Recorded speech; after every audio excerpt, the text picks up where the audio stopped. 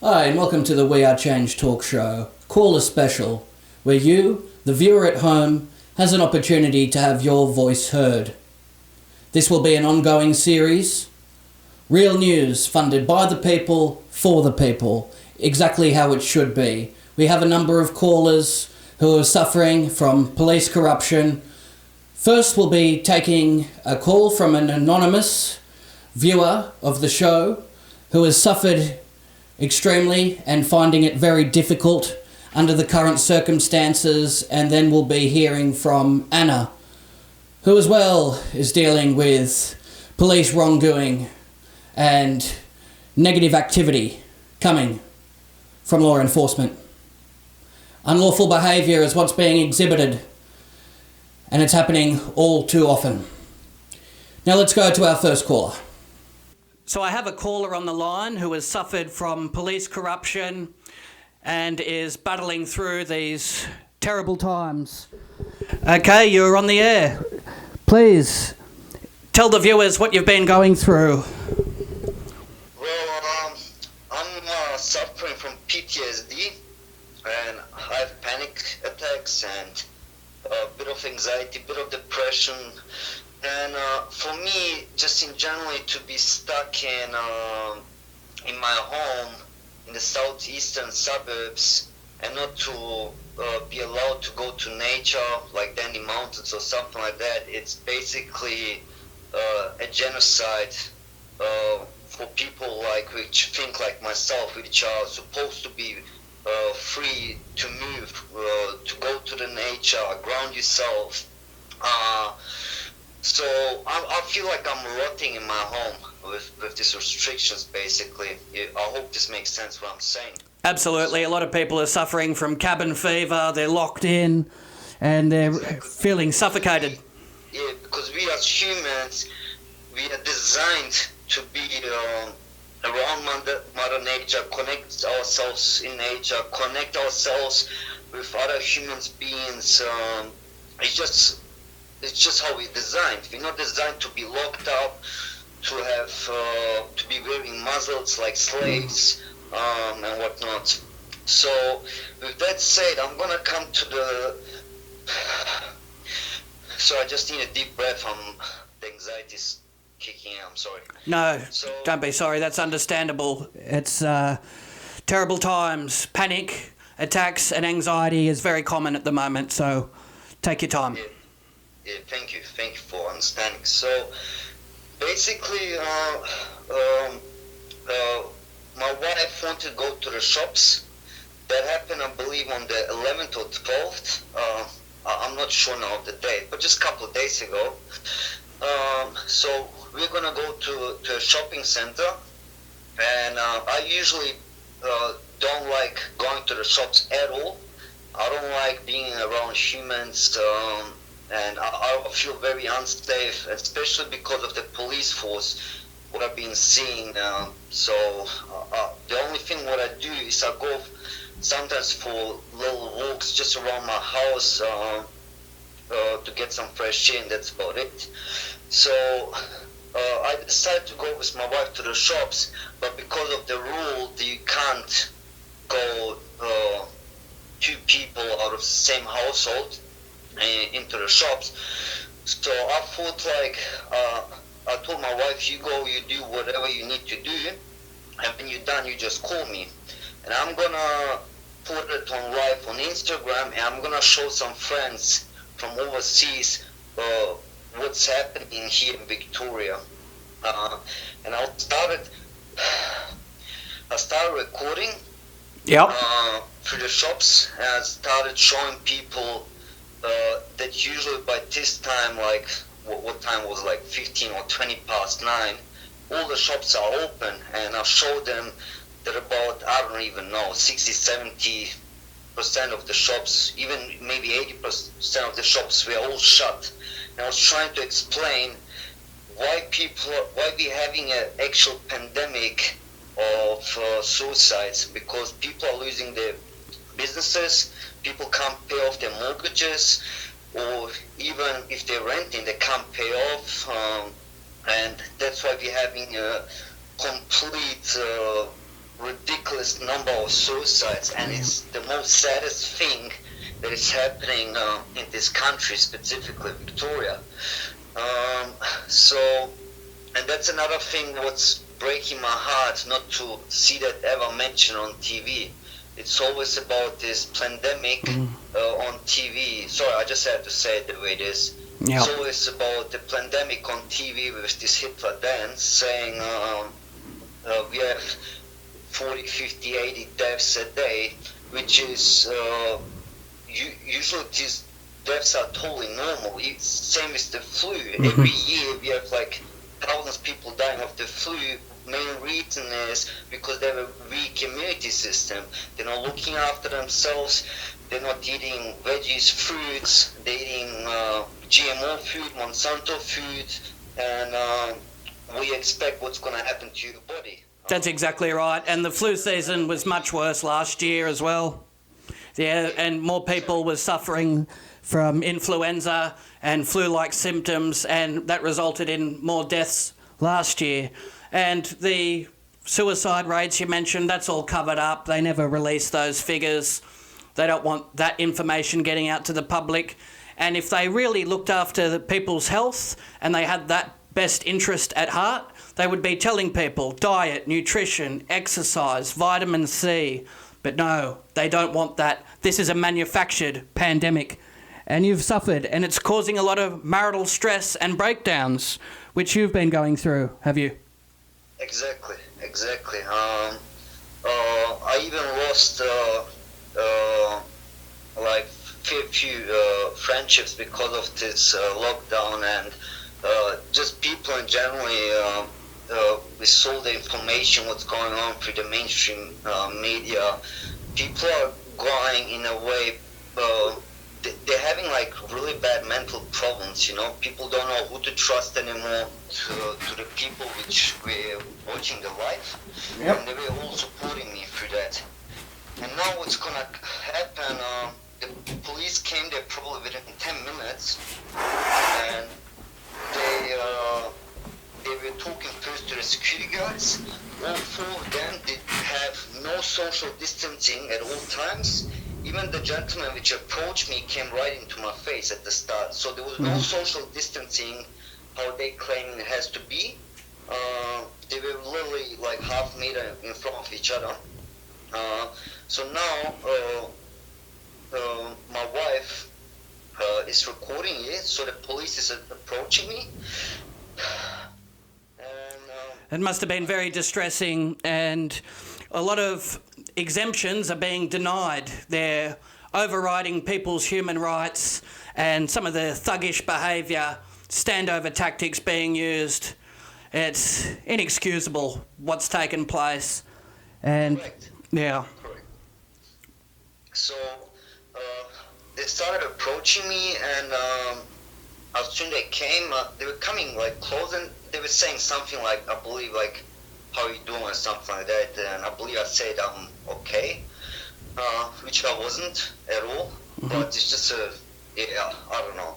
So I told them the next thing that I'm recording for my own safety and for their safety, and mainly because they're recording as well. So they can twist the story however they want with their recordings. So that's why I was very worried to make sure that I record every single bit of it. Now, this is where the part comes in where I'm gonna blow your mind. So they were asking me what happened, and I explained them like how I came in with the inside the shops. My wife went on doing her shopping, and I wanted to record the closed shops and show people overseas why we're having a pandemic of suicides. I was not intending to record anybody in the faces, neither did I record people. Yep. So that was a big point I wanted to make out. As so I told them where I came, and when I started explaining with the security guard what happened, she stopped me basically right there. And then I showed her the letter, and she said something like this: I don't care about your letter. okay? And that's where she blew my mind, like, Yeah. and it's basically like, what are you here for? And oh, you're not wearing your mask. I'm like, hang on, I've been assaulted about whatever 10 minutes ago, 15 minutes ago, and you ignoring the fact. I don't get it. Like, I have it on my footage. I'm pointing out the cameras in the shopping center, and that officer did not care one bit about that. Their concern was that I'm not wearing a mask. And I kept telling him, I have a letter, and yeah, so basically they wanted me out from the shopping center, and they were saying if I'm not wearing a mask, I have to leave. So I said I'm very happy to leave, and there was some more stuff, but just because my heart is now pumping. Look, it's disgusting the way you were treated, and you're just going about your day trying to report back on the situation that's taking place here, and then they came through, teamed up on you, and treated you less than human. And this is a violation of human rights, and it's happening every single day. And people are left in a state of shock, and they do experience post-traumatic stress afterwards, because, it's hard to come to grips with such an experience when you're just going about your day, shopping. You don't expect to be accosted, harassed, or assaulted. And it must be very overwhelming for yourself. Smart move that you got everything on camera and you filmed. What transpired after that? They did not take into consideration your exemption? No, like, when I sent the video to you, you're gonna see it for yourself, how she says she doesn't care about the letter. But the most brutal part is, because I mentioned something about a Commonwealth law, and so when I got escorted out, my wife needed to go back in to grab some more stuff. So I'm like, my wife, once we came outside, I'm gonna go towards the other side of the entry where the car is. I'm gonna wait in front of the entry. So this is where I'm gonna blow your mind up. What's gonna happen next? So my wife went back in, and what's gonna happen?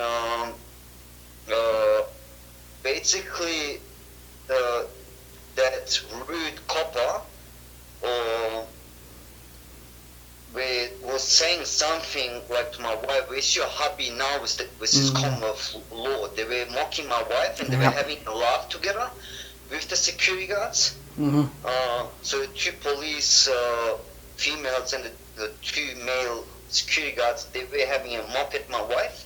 And I have no idea about it. And then they're gonna come out, and the police car happens to be right in front of me on that other entry where my car was, where I was waiting for my wife. And they're gonna come out, and they said something along the lines, what's your, like, what's something like, what's more important for you in your life than Commonwealth law? And I'm like, the Commonwealth law is the number one thing in my life. And she started mocking my English. She started saying, learn how to speak properly. Shocking. And what hurt me the most, that it's coming out of a police officer's mouth, someone who is there to, which swore an oath to protect and serve the people. And as soon as she started mocking me, I started pulling my phone to record it, and they just jumped into the car. I could not believe that happened. Then when my wife came out, she was like so upset, and I'm thinking, now what happened now? And then she started telling me that they were mocking my wife as well. And very abusive. Complete faith in the entire, not just police force. I lost complete faith in the government. I came here to this country because of such beautiful stories and history I heard with my parents, and so we wanted to create a beautiful life here and everything. And now seeing this happening, it is really happening. So I'm basically thinking, just if I get a chance to get out of here, Yeah. I'm leaving this country. And my wife just came here. I've been living here for nearly 20 years. My wife just came here about 4 years ago. Even she's saying this is nonsense. And because we are people which want to help people, and we just grown up like that. She works in a aged care. Yep.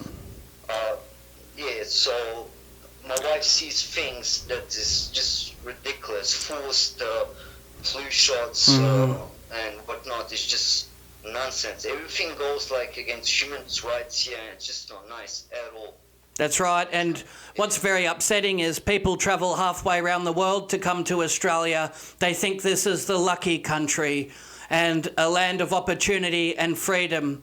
And sadly, they couldn't be any more further from the truth. It's very upsetting. And now we have people trying to flee at the first opportunity.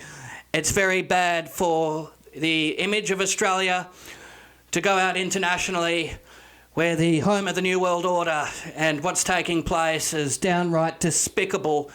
And I'm ashamed of my countrymen that aren't taking action and trying to expose the corruption taking place. People should be welcomed here and feel safe to shop and have a lifestyle that is free from abuse, violence, or any demeaning behaviour.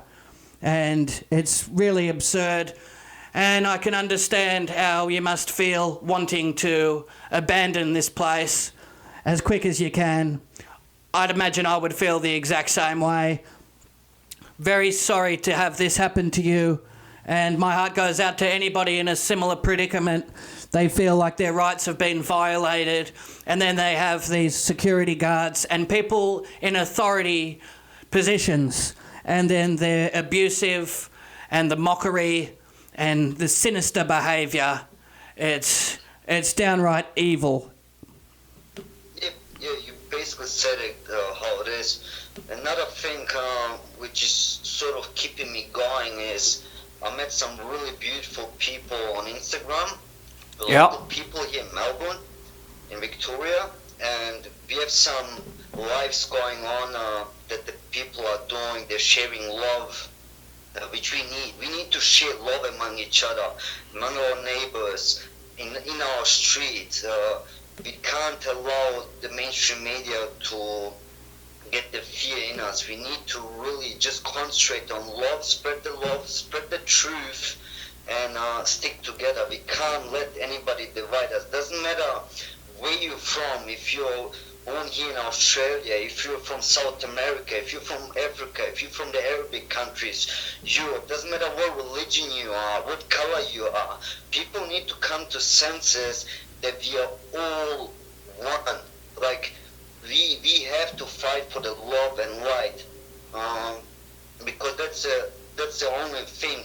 What I'm guessing, what's keeping us all going end of the day. That's why people like me are still considering not to commit suicide, to try stay strong. And people need to start understanding that there's not supposed to be any divisions, you know. And that's right. Another thing, plug off your TV, guys. Like I did it years back, because what I have a problem with, it's just negative. It was draining my life. It was really draining my life. And as soon as I did that, in a way I started to breathe again. Yep. So, yeah. Well, look, you must stay positive, and suicide isn't the option. That's what they want. They want to cull off the population, and that just plays right into their hands, into population reduction. So you can't let them have the last laugh and the final victory.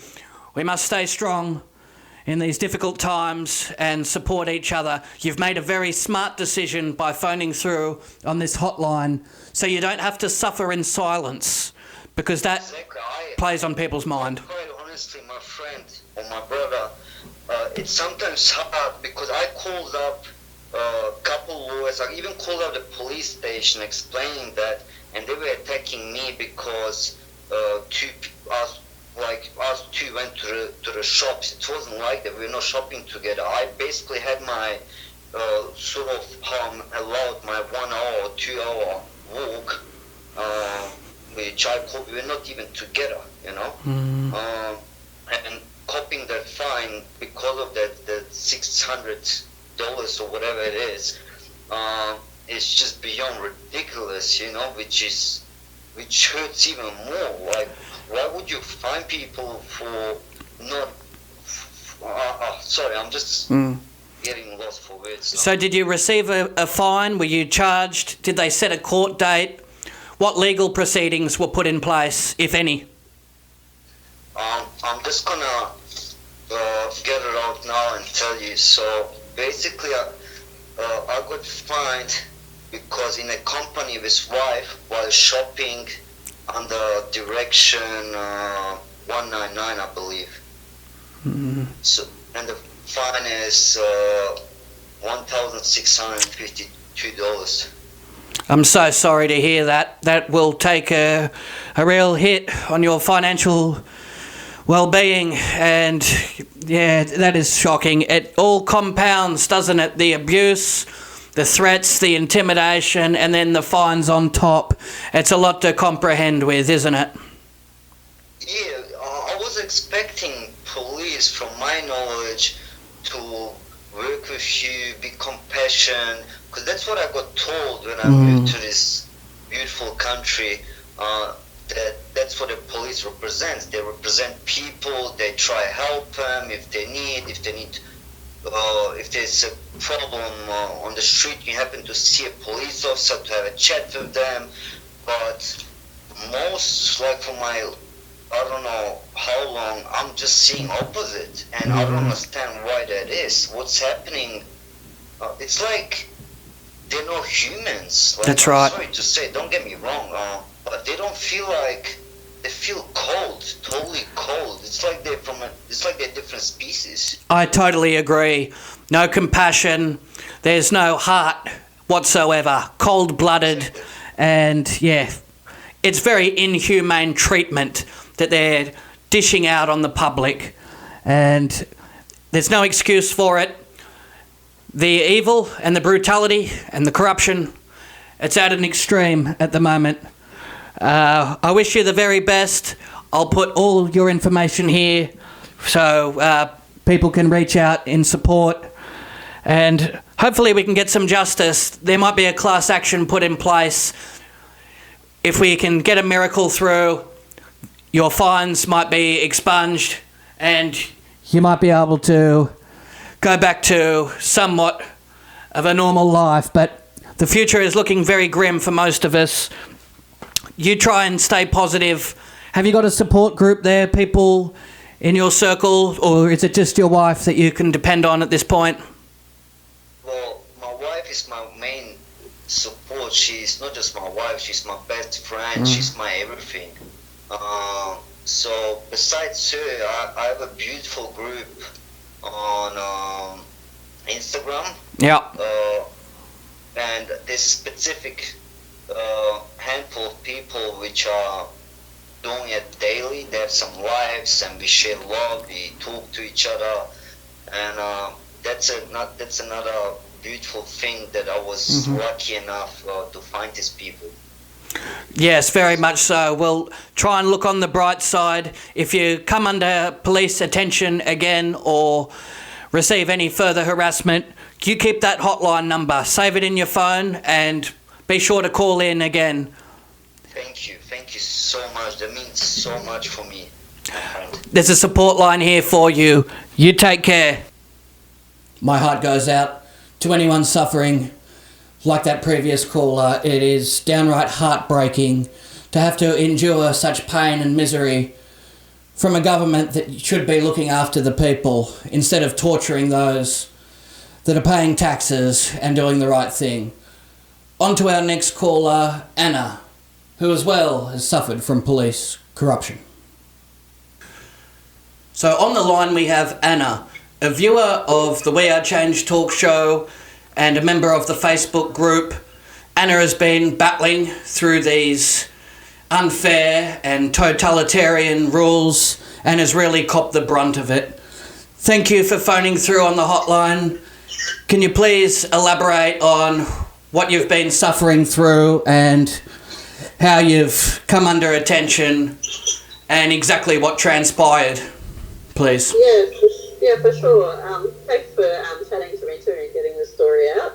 I've always been sort of a little bit targeted because of my views on vaccination and speaking out about corruption, especially sort of like child abuse and child safety, etc. And I also was going through, a bit of a nasty divorce. But back in April this year, I'm in Queensland, Brisbane, and I was just driving with or travelling in my car with my son, having a great day, not harming anyone. Was going down, for those that are familiar with Brisbane, the Gateway Bridge. It's the biggest bridge in Queensland. So I was coming down the hill. Basically, my car, I'm always very careful because, police like to sit at the bottom of this bridge because you basically, you accelerate over and, they'll fine you. So my car actually has a thing where you can set the speed. So I know that I definitely wasn't speeding. And but anyway, the cop car was in front of me. I didn't even realise he was pulling me over because there was other people stopping on the side of the road. But it turns out he was actually asking me to stop. So I actually started filming live because you just have to for your own protection. Yes. And then I don't know if he was having a really bad day or what was going on, but he was so aggressive. So he literally pulled me over for speeding, didn't show me the gun, didn't show anything, and he just basically said, where's your license, name, and then the interaction went on. And I have a piece of paper that actually does, identify myself, but he was so rude and arrogant, like he wouldn't actually allow me to give him the piece of paper. He actually just said, oh no, are you one of those constitutional people? He actually stated, so Queensland Police stated, if you're a constitutionalist, then you don't need to stop for police. Like, why did I, stop for him? And I'm thinking, hold on a minute, like, you've got a gun, like, you're the police officer. Yep. What's going to happen if I don't stop? Anyway, my child was in the car. He actually put his hand through my window. My door was locked. He unlocked my door. I feel he was about to rip me out of the car. He was that aggressive. Something sort of at the last minute stopped him, I think. I'm not sure if it's because my son was in the car. And then he said, I'm under arrest. He didn't even explain to me why I was under arrest. I still don't even know why I was under arrest. And then he said he was going to get help to, arrest my person. And then he went off to his car, and then he was there for a long time. He came back. His attitude was a little bit better. But then he asked me, he said, where have you been and what was the purpose of your journey? And I was just kind of like, how does anyone have a right to ask you, like, what you've been doing? Like, that's, to me, that's no one's business. And he, we had a right to be out. We weren't breaking any laws. We weren't harming anybody. And, it just went on from that. He stated that he was a public health officer now, and that under the Health Act, he had the permission to ask me those questions. Just went on. He didn't really know what section. He didn't know the law. Like, he's trying to enforce these things. He refused to show me his ID. We had a bit of an interaction on the side of the road for about 20 minutes. It was just insane. He wasn't even in proper uniform, but refused to show me his ID, but expects me to do, the same. Anyway, so off we went, and then actually hand delivered to my home address was 2 fines. One speeding fine and one for it's actually called a contravene requirement declared public health emergency. So basically they're calling them COVID fines, and I know a few other people that have received them, and the wording is the same. So it's this contravene requirement declared public health emergency, and which is, it's just ludicrous. They're not even following their own, acts and legislation because, he didn't identify, like, how was he a health officer, anything. And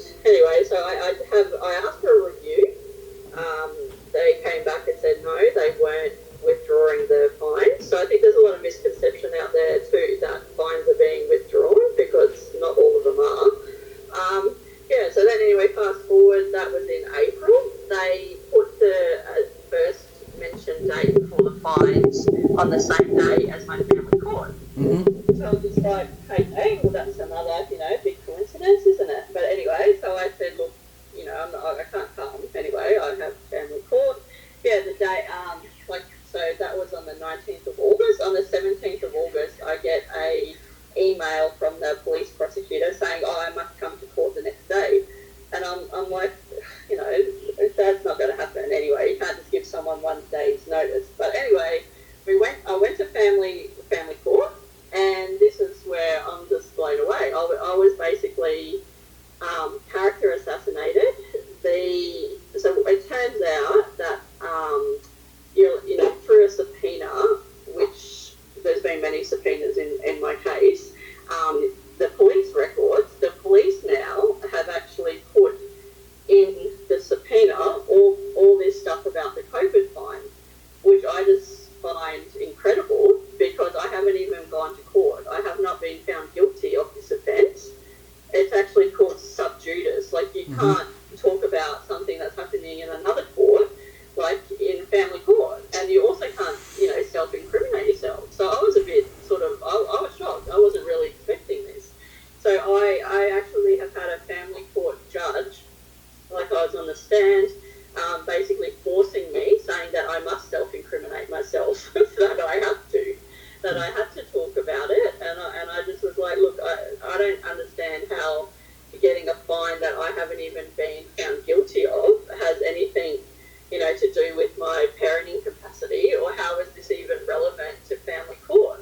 But anyway, it was horrendous. The judge actually demanded to get a copy of the live video. So we literally sat there for half an hour while this family court judge watched this live interaction, and she was just horrified, all this stuff, and she has basically stated that and that's sort of I'm trying to choose the words. Basically, I'm not a good role model for my children. I've placed them in danger, and that a change of residency was her words, because of this. So I'm just like, this is insane. Like, I really don't understand what is going on, or how this can even, be legal. It's an appalling situation, isn't it? And an unlawful traffic stop. You had a governor on your speed, so you definitely weren't over the limits. And then they're letting the power go to their head, and we see law enforcement acting abusive, obnoxious, and they're just intoxicated with this new power that they've been given.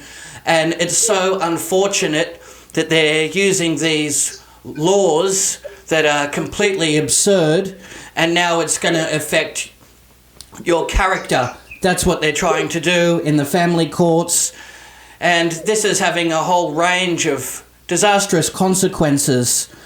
That's what they want to do, break down the family unit and affect people and really attack them on an emotional level as well.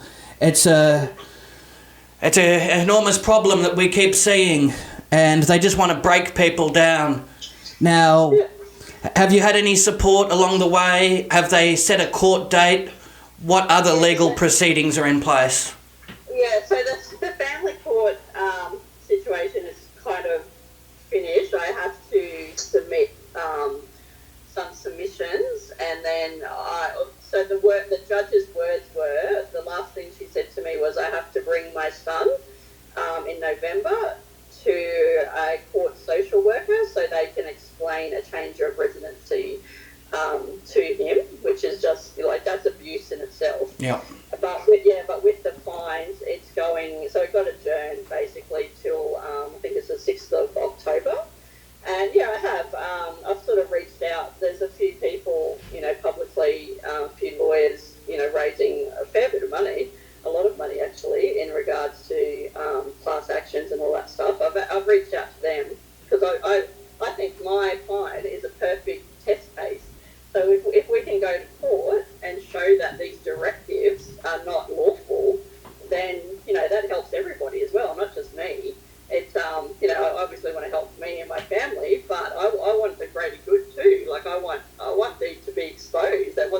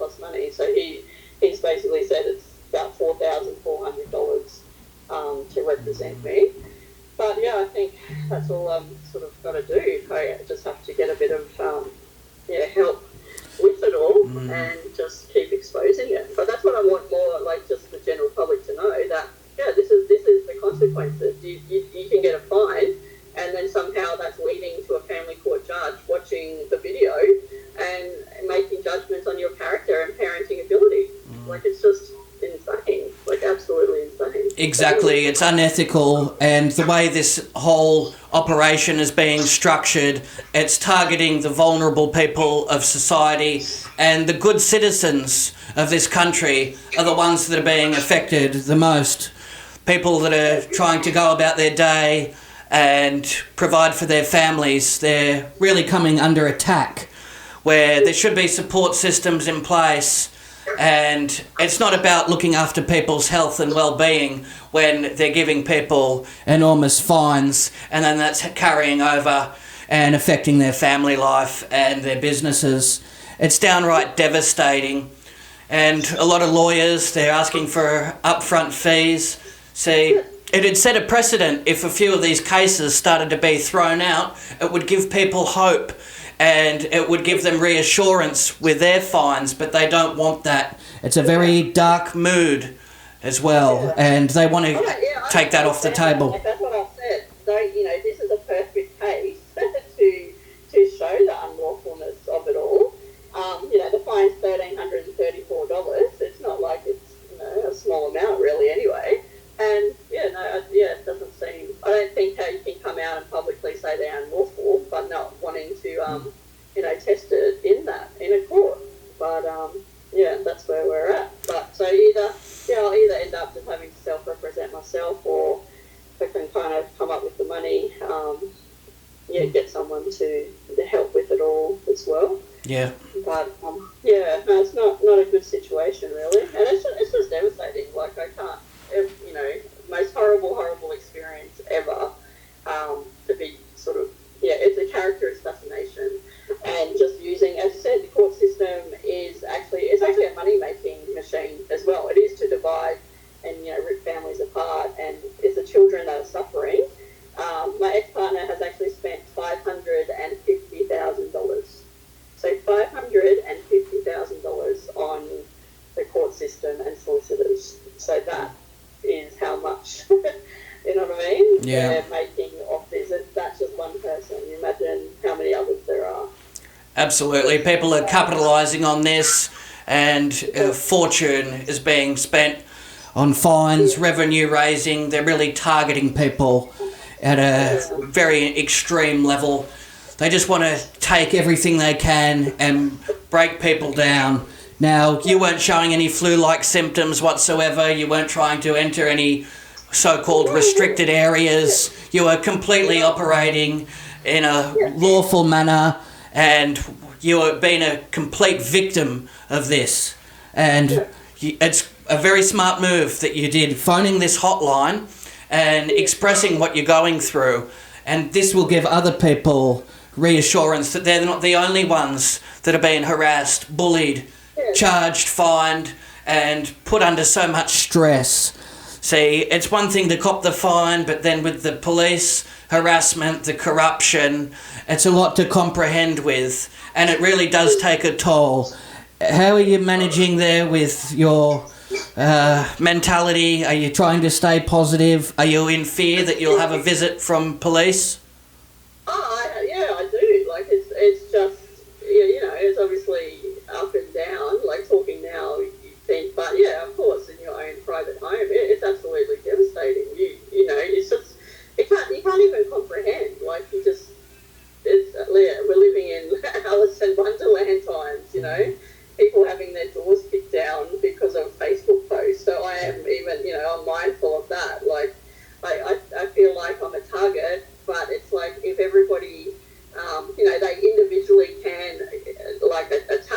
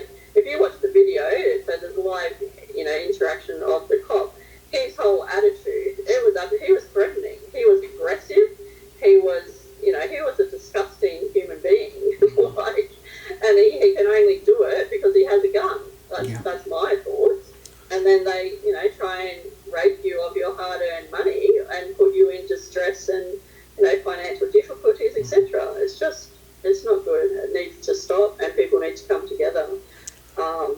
They most certainly do. Happening. Exactly. If more people take a stand, then they'll have a more difficult time trying to enforce these draconian laws, and we might be able to have a little bit of a breather and get our head above water if more people took a stand. They refuse to wear masks. They deny the right of these officers to strip them of everything they got. They don't enter these contracts.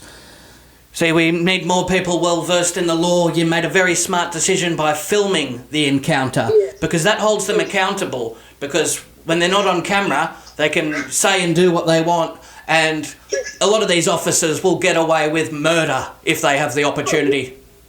Yes, yeah, we've seen that, haven't we? Mm-hmm. Most certainly. If somebody wanted to support you and help your situation financially, how would they go about doing that?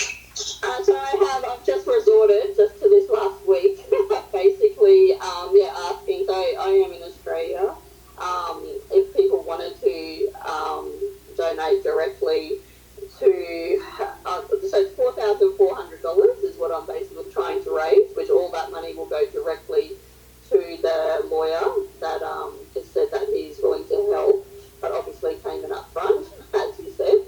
But yeah, so I have if you either go onto my Facebook page, or the BSB number is 484. Yep, I'll put all the information in the description. Well, that does it for today's show. If you're suffering, remember, help is only one phone call away. This will be an ongoing series, so you haven't missed your chance to be heard. Like, share and subscribe. All the information will be in the description to help and provide assistance to those that have suffered.